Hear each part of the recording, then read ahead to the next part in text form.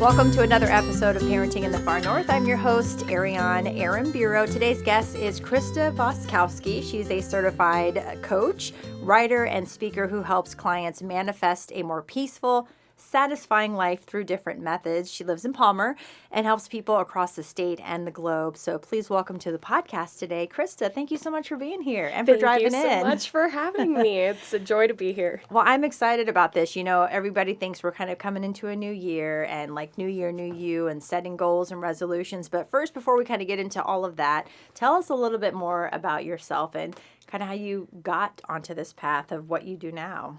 So I've always felt a drive to help people, but being a writer and having gone to college for writing and set my sights on writing a book, it's a much longer process and it's a very isolated process.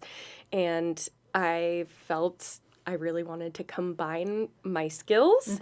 And so it's been a very long journey, but I have found a way to use writing and life coaching and intentional listening and self-awareness to really create some amazing outcomes for my clients. That's awesome. So, you know, there's a lot of buzz around manifestation. So how would you define it kind of in its simplest terms, you know, and what do people, do you think, often misunderstand about it?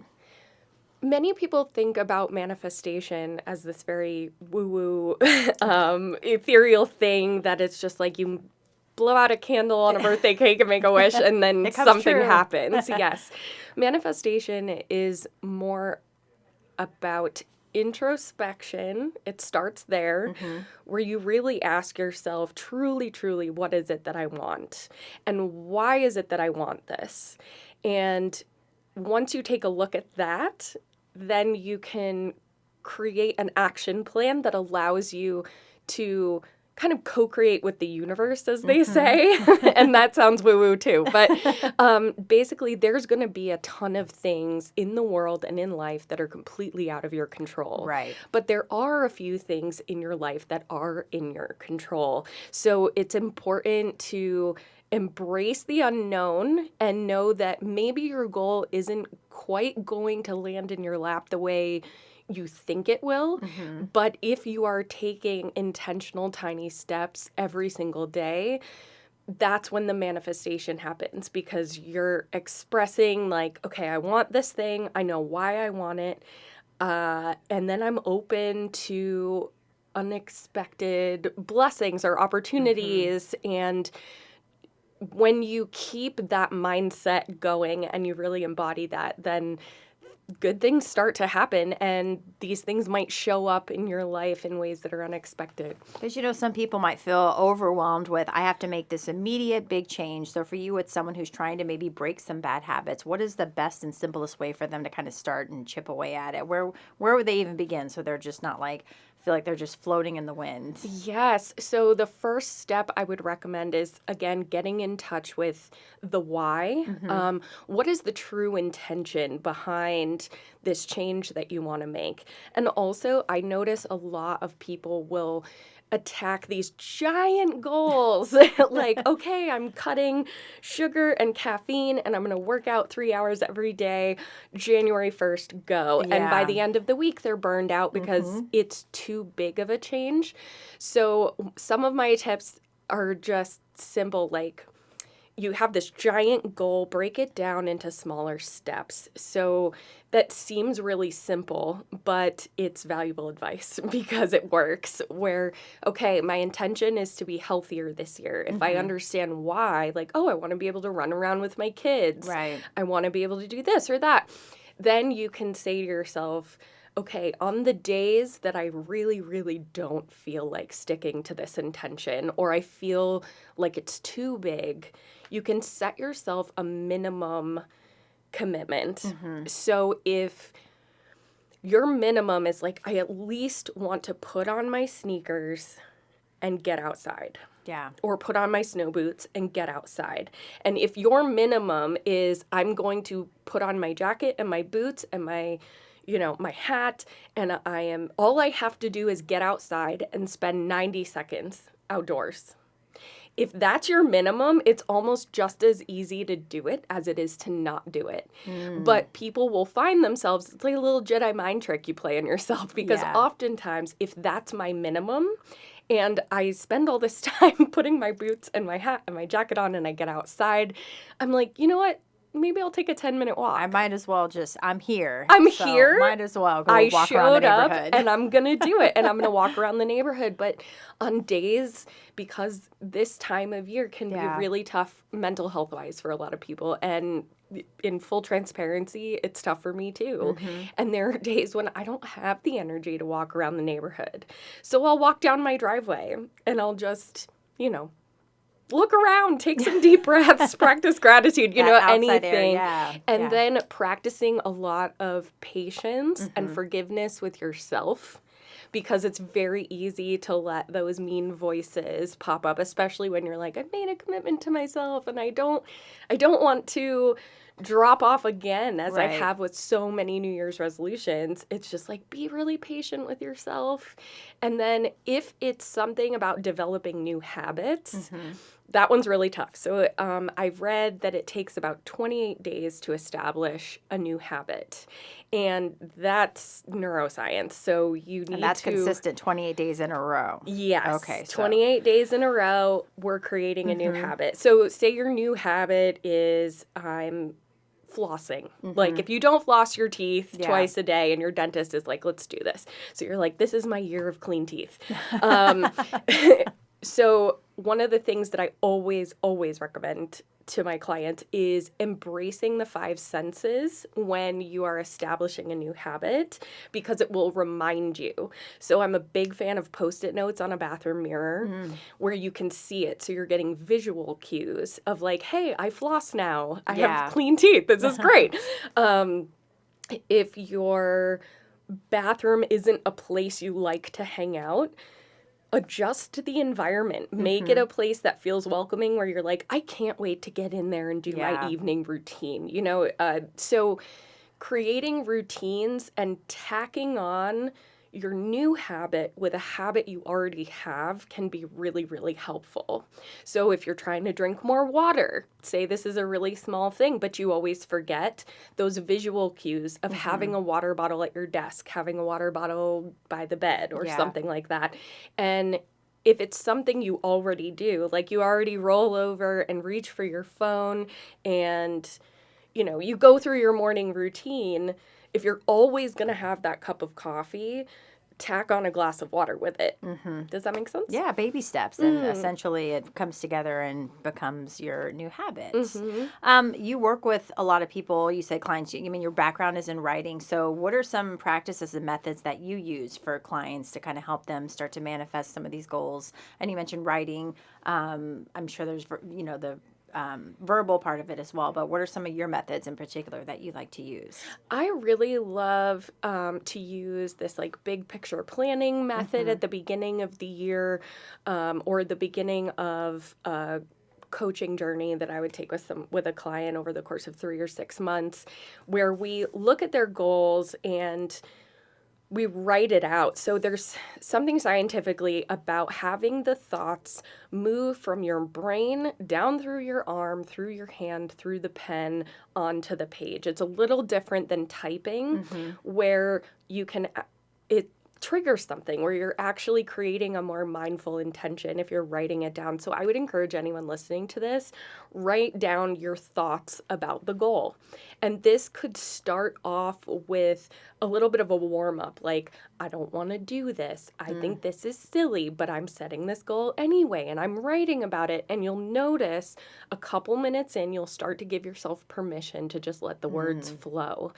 And having it in writing is also an excellent tool for looking back to remember your progress, because when our brains start to recognize progress, then we want to keep going. Yeah. So having these things in writing is really important, and it can also be a really valuable tool to look back and say, oh, what was it that was stopping me the last time I set this goal? So I encourage my clients to reasonably explore obstacles. So I would ask my client, what is stopping you from achieving this goal? Or what do you envision getting in your way? And how do you envision getting around it or jumping over it? Who do you need to ask for help? Who do you need to ask for accountability? And how can you hold yourself accountable? Because I'm telling you right now That part, yeah. that asking a busy mom or a busy human to hold you accountable to your new workout routine is like you've just taken your giant goal and shoveled it onto the shoulders of someone who already is trying to accomplish their own stuff. Yeah. So before you start asking for other people to hold you accountable, brainstorm in writing ways that you can hold yourself accountable to this new habit.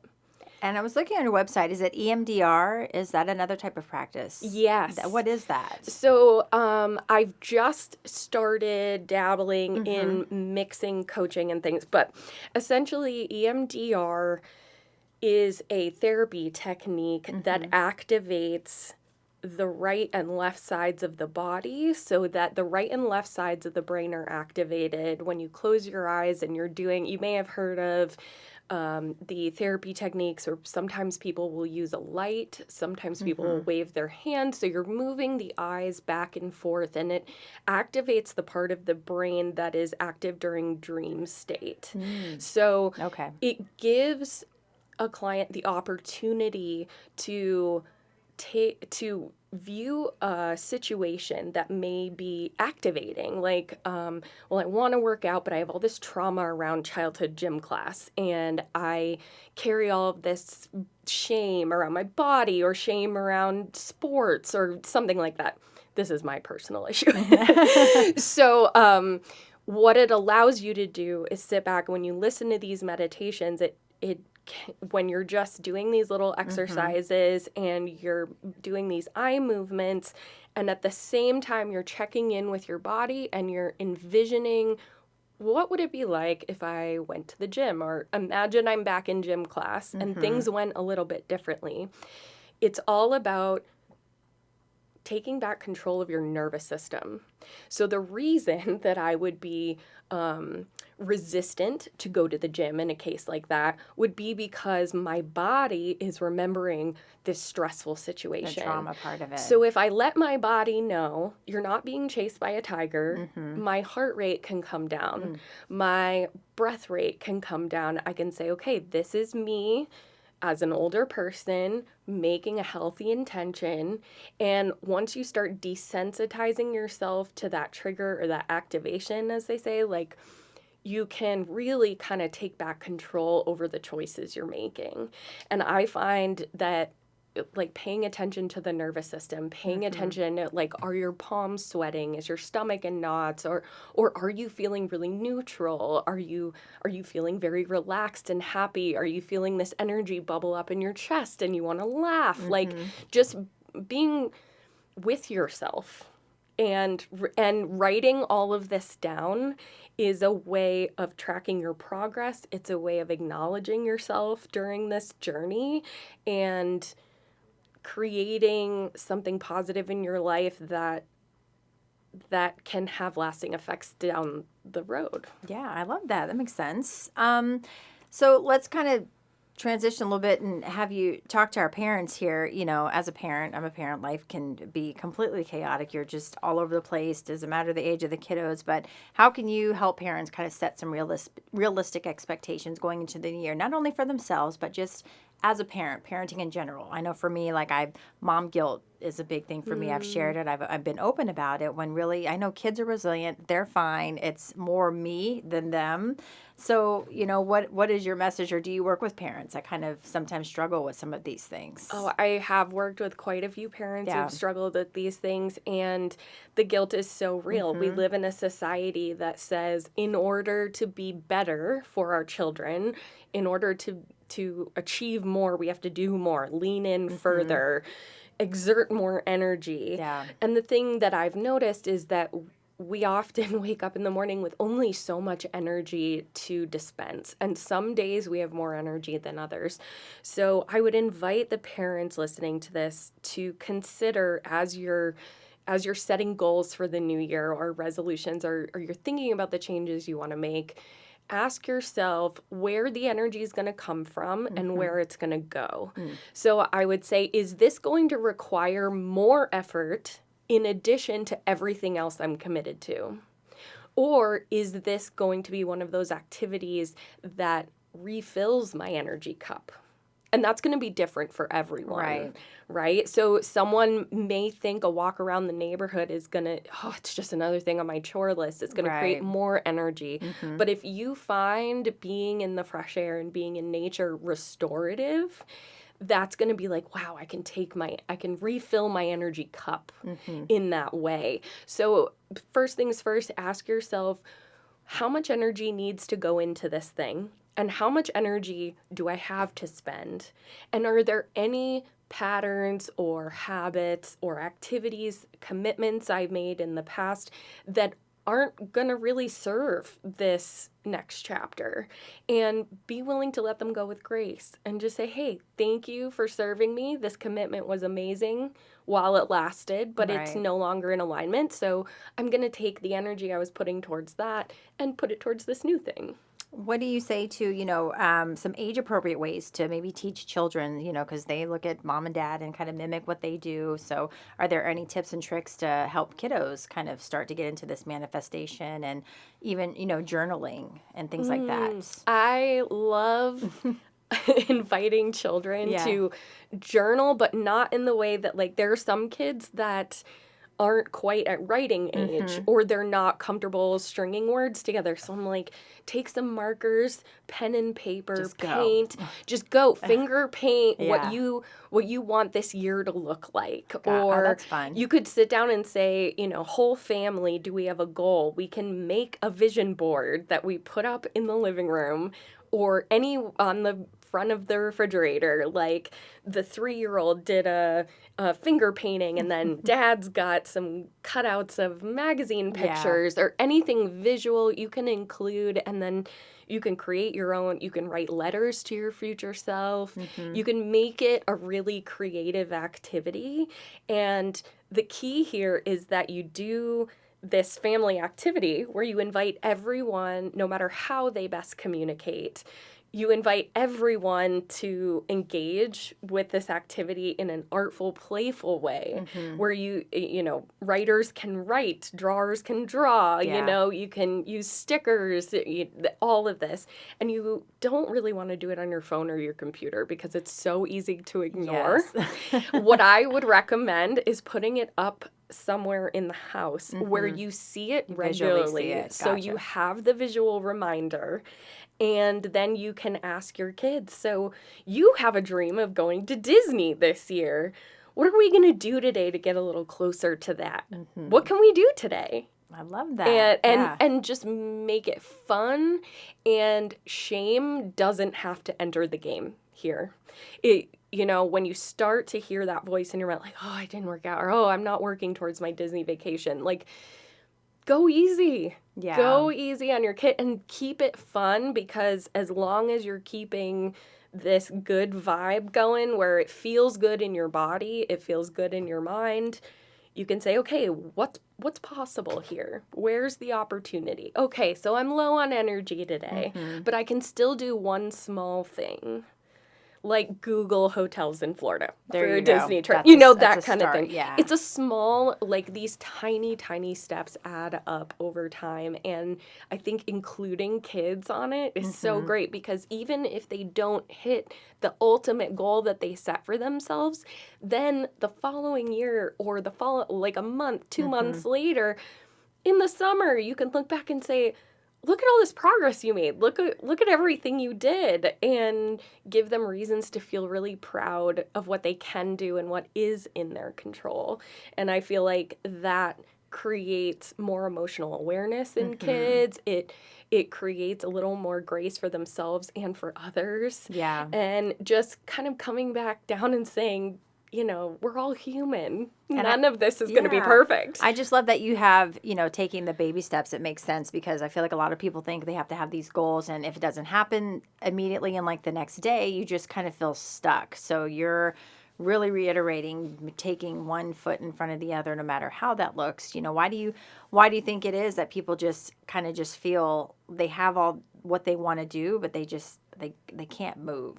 Is it because they're maybe scared to take that leap, or they're not thinking that those baby steps are making progress? You know, how do you get them out of that? Yeah, sometimes it's about not really wanting to do the thing. So I notice a lot of folks will set goals based on other people's expectations.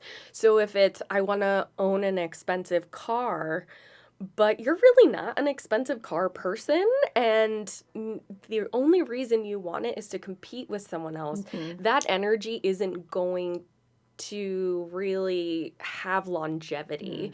Whereas if you set a goal or are taking baby steps towards a goal and it's aligned with your true desires, where you're just like, I love my children, I want to spend more time with my kids.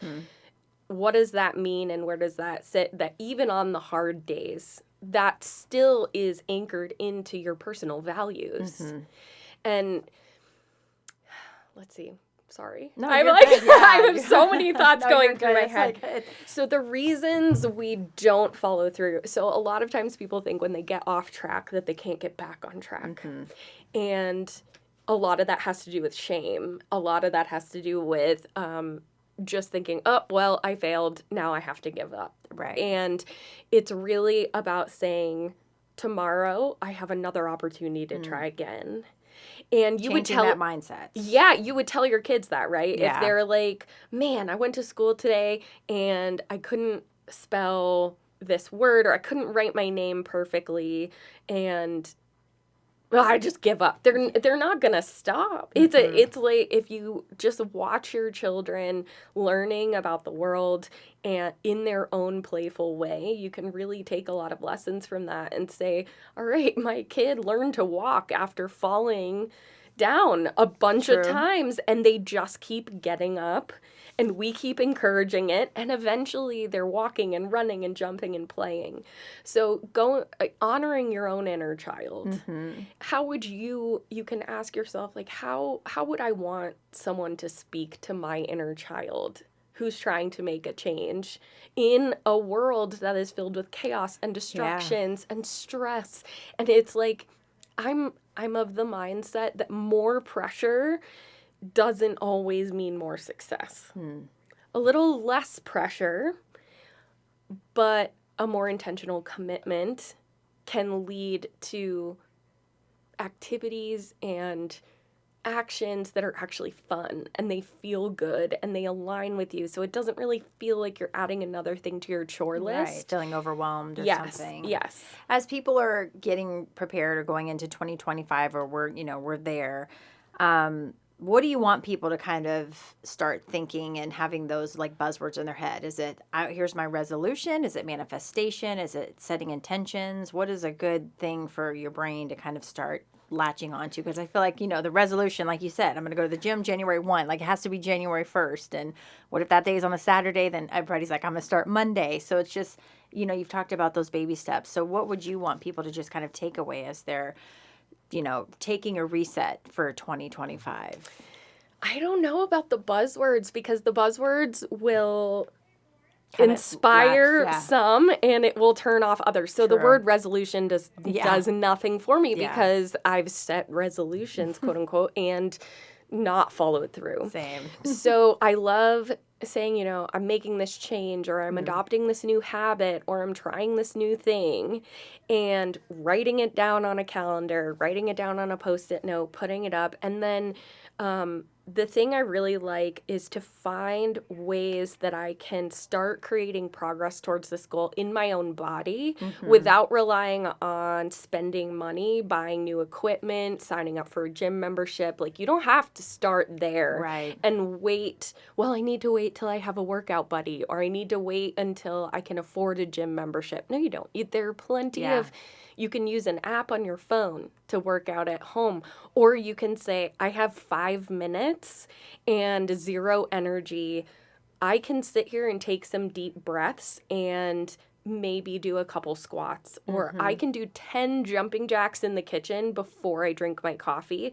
If that's 10 more jumping jacks than you did yesterday, that's a win. It's progress. That's something. Yes. And Why do we have such a hard time giving ourselves that credit? We live in a society that teaches us that we need to work harder and longer and more, and nothing's ever good enough. And especially if you were brought up in a hardworking household where you watched your caregivers work, sometimes it can attach itself to our value. There's a lot there, and I could talk about this for ages, but what I will say is just give yourself credit where credit is due. And if you would give your children a high five for something that they're doing or a small change they're making, like, you deserve a high five for the small changes you're making too, or the big changes. And I think it's very important to have incremental milestones. So you can say, look at your journal and say, my reward for going to the gym this week, I'm going to buy myself some fresh flowers and put them on the table. Or if you don't want it to involve money, it can be something else that fills your cup. So in my off time, I love painting.